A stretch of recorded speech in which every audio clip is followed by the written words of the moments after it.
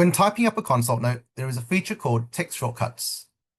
This allows you to abbreviate frequently used terms, sentences, or even paragraphs.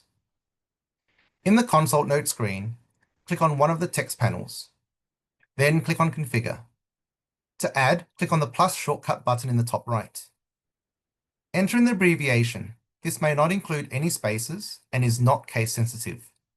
In this example, SSG risk, for split skin graft risk. Enter in the term, sentence, or paragraph in the phrase box down below. Then click on the Save button. To use this abbreviation, back in the consult note, type in SSG risk and then space. This will expand the text automatically, and you can then adjust or add to it as required.